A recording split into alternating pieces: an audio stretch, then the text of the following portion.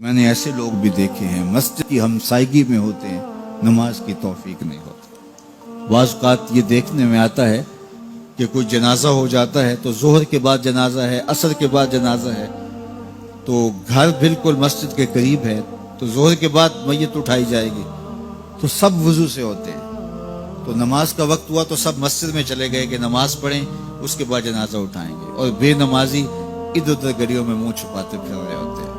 وضو بھی کیا ہوا ہے رسمن، لیکن مسجد میں جانے کی توفیق نہیں مل رہی۔ وہ سمجھتے ہیں ہم نہیں جا رہے، میاں تمہیں کوئی بلا ہی نہیں رہا۔ اتنے بد نصیب ہو، جنازہ بھی تم اللہ کے لیے نہیں پڑھنے آئے، وہ بھی کسی کے دکھلاوے کے لیے آئے۔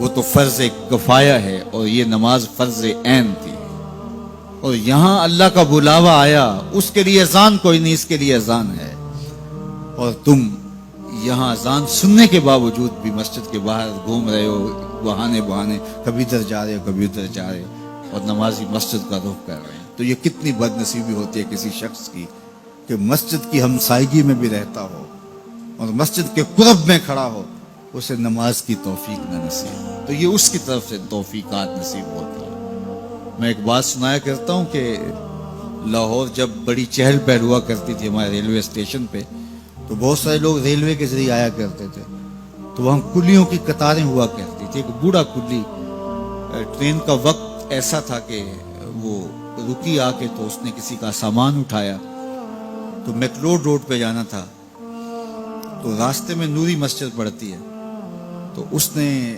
کہا قریب آ کے کہ بابو جی میری نماز عصر رہتی ہے، تو ذرا 2 منٹ کے لیے رکیے، میں نماز پڑھ لوں۔ تو اس نے کہا ٹھیک ہے، سامان رکھا اور بابا جی اندر نماز پڑھنے چلے گئے۔ نماز ذرا اعتدال کے ساتھ پڑھتے تھے، رکوع و سجود اچھے طریقے سے کرتے تھے، اور یہ بار بار ٹائم دیکھتا ہے اور کبھی اندر جھانکتا ہے، تو بابا جی ابھی رکوع میں ہیں، کبھی سجدے میں ہیں، کبھی قیام میں ہیں۔ یہ کہتا ہے کہ میں عجیب مصیبت میں پھنس گیا کہ بابا جی نماز نہیں چھوڑ رہے۔ خیر بابا جی نے سلام پھیرا، ان کو تسبیحات فاطمہ پڑھنے کی عادت ہوئی تھی، وہ تسبیحات پڑھنے لگ گئے، تو اس کا پیمانہ صبر لبریز ہو گیا۔ وہ جہاں جوتے اتارتے تو وہاں جا کے اندر جھانک کے کہتا بابا آ بھی جا، تینوں کیڑی شے باہر نہیں آن دیندی۔ تو بابے نے یوں پلٹ کے دیکھا اور مسکرا کے کہا پتر جڑی شے تینوں اندر نہیں آن دیندی۔ وہ نہ بلائے تو بندہ قرب میں بھی کھڑا ہو تو اندر نہیں جا سکتا۔ اللہ سے توفیق مانگو کہ ہماری نسلوں میں بھی کوئی بے نمازی نہ ہو، 5 گانا نماز کی عادت زندگی میں رچ بس جائے، ہماری اولادیں بھی رب کے حضور سجدہ ریز ہونے والی ہیں۔ قیامت کے دن جب حکم ہوگا کہ اللہ کو سجدہ کرو، بے نمازی اس دن تو چاہیں گے سجدہ کریں، آج کوئی نماز پڑھتا ہے یا نہیں پڑھتا، اس دن تو ہر کوئی چاہے گا کہ آج سجدہ کریں، لیکن بے نمازی چاہے گا کمر اکڑ جائے گا، سجدہ کر نہیں سکے گا۔ قرآن بتاتا ہے کچھ لوگ جہنم کی طرف دھکیل کے لے جائے جا رہے ہوں گے، ان کو کچھ لوگ پوچھیں گے ما سلککم فی سقر، تم جہنم کو کیوں جا رہے ہو؟ تو وہ کہیں گے لم نکو من المصلین، ہم نماز نہیں پڑھا کرتے تھے۔ تو 5 گانا نماز یہ زندگی میں شامل کر لو، کبھی بھی نماز قضا نہ ہونے پائے۔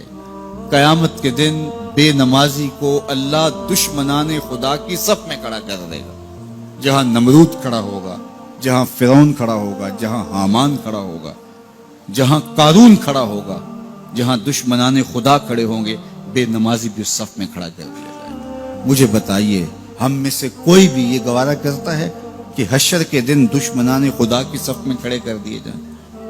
یا کوئی خاتون یہ گوارہ کرتی ہے کہ رسول اللہ صلی اللہ علیہ وآلہ وسلم کی راہوں میں کانٹے بچھانے والی ام جمیل کے ساتھ کھڑی کر دی جائے؟ تو جب ہم یہ گوارہ نہیں کرتے، نہ ہماری مائیں بہنیں بیٹیاں گوارہ کرتی ہیں، تو پھر نماز کبھی ترک نہ کیجیے، نماز کو شعار زندگی بنا لیجیے۔